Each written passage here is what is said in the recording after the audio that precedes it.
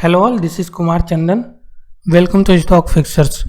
अभी एक कंपनी की बात करेंगे जो फार्मा और एपीआई की कंपनी है और इसमें आपका स्मॉल कैप कंपनी है और पिछले 40 सालों से मार्केट में काम कर रही है। तो बहुत ही गहरा अनुभव है इस फील्ड में उसका। और वो एपीआई बनाती है, फार्मा एपीआई बनाती है और क्रैम्प्स काम करती है। क्रैम्प्स मतलब कि कॉन्ट्रैक्ट रिसर्च और मैन्युफैक्चरिंग की काम करती है मॉलिक्यूल्स की। तो दो तरह से बेसिकली ये काम करता है। जो ये सेगमेंट है इसका, पहला जो सेगमेंट वो क्रैम्प्स का है, मतलब कॉन्ट्रैक्ट रिसर्च और मैन्युफैक्चरिंग करती है आपकी फार्मा और एपीआई ड्रग्स की, और साथ ही साथ ये मॉलिक्यूल्स बनाती है या एपीआई बनाती है जो बल्क ड्रग्स का है, विटामिन डी का है, विटामिन डी और इसके एनालॉग्स की बनाती है। और इसके साथ साथ कुछ फाइन और स्पेशलिटी केमिकल्स भी बनाती है। और यह स्मॉल कैप कंपनी है।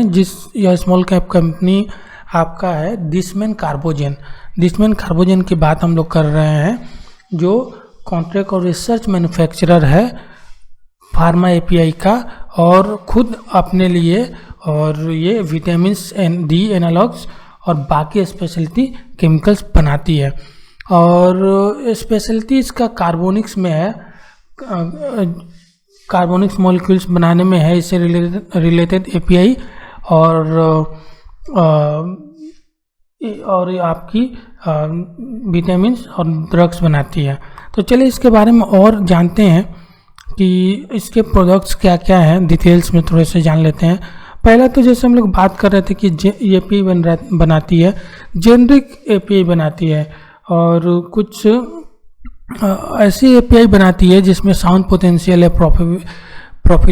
प्रॉफिटेबिलिटी की, मतलब जिसका हाई मार्जिन है, हाई मार्जिन एपीआई बनाती है। स्पेशली विटामिन डी की ये जो एपीआई बना रही है आजकल, उस पे इसको काफ़ी हाई मार्जिन मिल रहा है।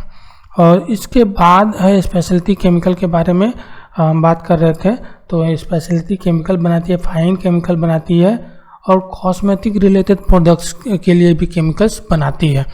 तो ये और भी डिसइंफेक्ट बनाती है।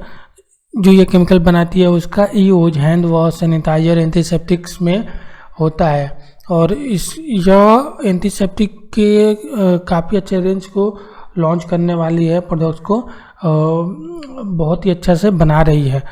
और भी इसके प्रोडक्ट जैसे विटामिन की बात कर रहे थे, विटामिन्स और एनालॉग्स उसके बना रही है। विटामिन डी स्पेशली ये बनाती है, फॉर्मुलेट करती है। और पहले देखिए, ये अपने बिजनेस को पहले ऐसे विटामिन बना रही थी, विटामिन डी, जिस पे मार्जिन इसका काफ़ी लो था। अब विटामिन डी के एनालॉग्स बना रही है, जिसमें क्या हो रहा है, इसका मार्जिन काफ़ी इंक्रीज हुआ है, इम्प्रूव हुआ है। तो ये जो चीज़ है, ये जो सेगमेंट है विटामिन डी और उसके एनालॉग्स वाला है, इसका एक स्ट्राइकिंग फेज हो सकता है और सेगमेंट हो सकता है जहाँ से ये काफ़ी अच्छा प्रॉफिट जनरेट कर सकती है।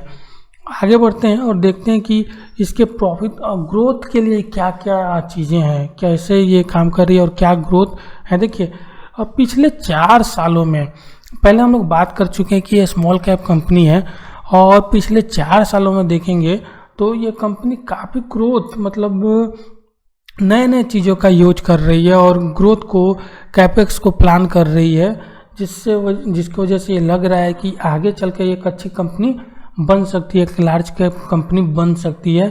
देखिए, ये काफ़ी अच्छा प्लान कर रही है, कुछ एक्सपेंशन का प्लान कर रही है स्विट्जरलैंड और फ्रांस में। तो यह कंपनी इंडिया के साथ साथ ओवरसीज में भी इसका प्रेजेंस है। तो ये स्मॉल कैप कंपनी होने के बावजूद करीब इसके 250 क्लाइंट है ओवरसीज और इंडिया मिला के। तो काफ़ी अच्छा इसके क्लाइंट बेस भी है, काफ़ी अच्छा ये काम कर रही है और एपीआई बना रही है। तो ये ग्रोथ है। अब इसके कुछ बैलेंस शीट मैट्रिक्स देखते हैं। देखिए, पहला तो net debt to equity ratio की बात करेंगे तो पिछले कई सालों से लगातार देखिए ये डेट टू इक्विटी रेशियो ये धीरे धीरे कम कर रही है। तो ये तो काफ़ी अच्छा चीज़ है कि अपने डेट को ये धीरे धीरे कंपनी कम कर रही है, और 1-2-4 सालों के अंदर अंदर ये डेट फ्री बनने का प्लान है इन लोगों का। तो ये अगर बनती है तो काफ़ी पॉजिटिव थिंग होगा इनके लिए। और एक बात करें वर्किंग कैपिटल साइकिल की बात करें तो देखिए वर्किंग कैपिटल साइकिल इनका इम्प्रूव हुआ है। 102 कहाँ 2017 में था, वो कम होकर 43 हो गया। देखिए वर्किंग कैपिटल क्या होता है, वर्किंग कैपिटल साइकिल क्या होता है, ये अगर आप कोई प्रोडक्ट बनाया, इसको मार्केट में सेल किए, कस्टमर के पास गया और कस्टमर के पास से जो पैसा आने में समय लगता है वह हम लोग वर्किंग कैपिटल साइकिल कहते हैं। तो पहले 102 दिन के करीब करीब इसका पैसा आने में समय लग रहा था, वो घट के अब 43 डेज हो गया है। तो देखिए वर्किंग कैपिटल साइकिल जितना कम रहेगा उतना अच्छा रहेगा। इससे क्या होगा कि वो सप्लाई तो मतलब प्रोडक्ट जो बना रही है वो जल्दी निकल जाता है। इससे क्या पता चलता है कि जो प्रोडक्ट बना रही है उस प्रोडक्ट का मार्केट में डिमांड है, और जिस हिसाब से वर्किंग कैपिटल साइकिल कम हुआ है ये बता रहा है कि मार्केट में इसके प्रोडक्ट्स का डिमांड है। तो ये चीज़ है जिसको आपको ध्यान में रखना चाहिए। अब थोड़ा कुछ फाइनेंशियल्स की बात कर लेते हैं। तो देखिए इसका जो रेवेन्यू है मेनली 74-75% क्रैम्प से आता है, जो कॉन्ट्रैक्ट रिसर्च और मैन्युफैक्चरिंग करती है उससे आता है 75% रेवेन्यू।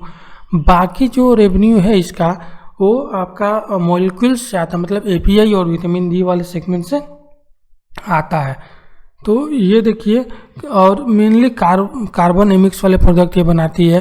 तो अगर दो फाइनेंशियल ईयर को हम लोग कंपेयर करें FY20 और FY21, तो यहाँ देखिए इस जगह तो थोड़ा सा कार्बन एमिक्स प्रोडक्ट में थोड़ा सा इंक्रीज हुआ है इसके रेवेन्यू में, लेकिन इस जगह जो अदर प्रोडक्ट्स है उसमें डिक्रीज हुआ है।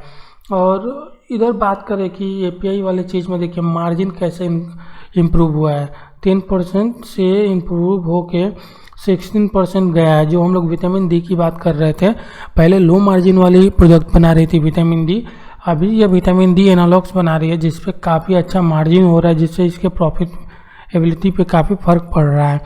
तो यहाँ तो मार्जिन काफ़ी अच्छा है, लेकिन यहाँ हल्का फुल्का मार्जिन बढ़ा है FY20 से FY21 में। देखिए लेकिन इस चीज़ को आपको एक ध्यान में रखना होगा इसके फाइनेंशियल्स को देखते वक्त कि FY20 जो है वो कोविड वाला ईयर है, तो वहाँ तो कुछ इफेक्ट हमें मिलेगा ही। FY2021 जो ईयर है वहाँ कोविड का इफेक्ट देखने को मिलेगा इसके फाइनेंशियल्स के ऊपर, तो उसको एक बार आपको ध्यान में रखना पड़ेगा।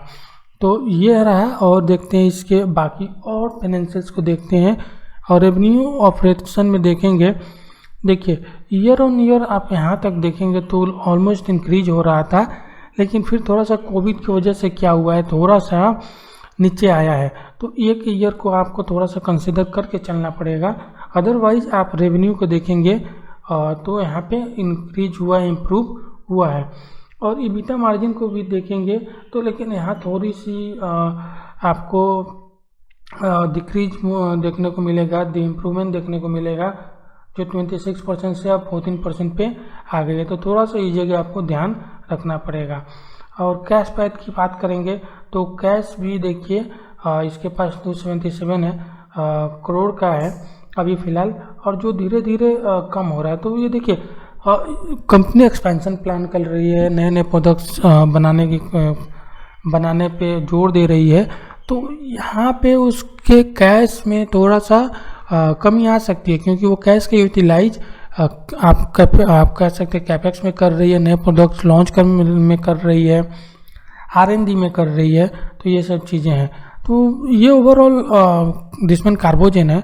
तो अगर इसके अपॉर्चुनिटी और थ्रेट की बात करेंगे तो इसके लिए अपॉर्चुनिटी ये है कि कोई भी रिसर्च करने में, नए प्रोडक्ट डेवलप करने में काफ़ी कॉस्टिंग आता है। तो ये थ्रेट हो सकता है कि कॉस्टिंग आ रहा है, लेकिन अगर अपॉर्चुनिटी की बात करेंगे तो अपॉर्चुनिटी ये है कि कॉस्टिंग की वजह से और रिसर्च डेवलपमेंट में मैन पावर की वजह से बहुत सारी कंपनियां क्या कर रही हैं, खुद का रिसर्च और मैन्युफैक्चरिंग नहीं बैठा रही हैं, ये क्या कर रही है किसी और को कॉन्ट्रैक्ट दे रही है कि आप मेरे बदले ये रिसर्च करो और कॉन्ट्रैक्ट मैन्युफैक्चर करो जो भी प्रोडक्ट्स हैं। तो इस वजह से देखेंगे तो इसके पास अपॉर्चुनिटी भी है। दूसरा अपॉर्चुनिटी क्या है, देखिए अगर हम पिछले कोविड के बाद से अभी देखेंगे तो आप फार्मास्यूटिकल्स और एपीआई वाला जो कारोबार वाली कंपनी है उसमें काफ़ी आग लगा हुआ है और यह सेगमेंट काफ़ी तेज़ी से बढ़ रहा है। तो यहाँ भी अपॉर्चुनिटी है और गवर्नमेंट भी जोर दे रही है एपीआई को इंडिया में मैन्युफैक्चर करने के लिए। तो यहाँ इसके लिए एक अपॉर्चुनिटी है और कंपनी में ऐसी कैपेबिलिटी है जो इस अपॉर्चुनिटी के दोनों हाथों से कैच कर सकती है। तो ये रहा पूरा ओवरऑल एनालिसिस दिसमैन कार्बोजेन का। होप आप लोगों को पसंद आया हो। पसंद आया तो प्लीज़ वीडियो को लाइक करें, शेयर करें, सब्सक्राइब करें चैनल को। Thank you very much for watching.